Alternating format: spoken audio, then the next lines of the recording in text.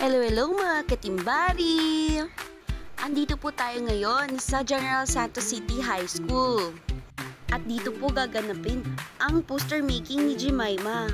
And of course, first time niya pong makapasok sa poster making contest, division level, without enrolling Jemima sa mga art school. Ay! Kaya so proud of you, without training pa yan ha. Next time, mas gagalingan pa natin. Yan pala yung building nila Jemima. And habang naghihintay, meron pa pong pa-program ang City High.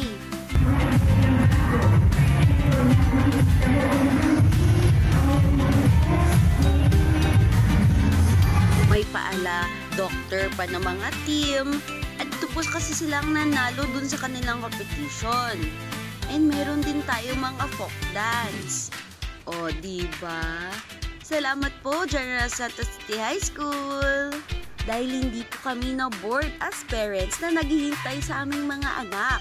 And yes, nagpapasalamat din pala kami sa Pedro Acharon Central Elementary School for providing the raw materials para sa ating poster making contests. And may pa-lunch and snacks pa. And kay Sir John Vincent ng SPA Kalingaw Dance Troupe for providing the table. And sa aming major sponsor, Sensei Traders Academy, salamat po!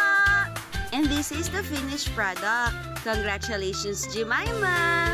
Until next year, bye!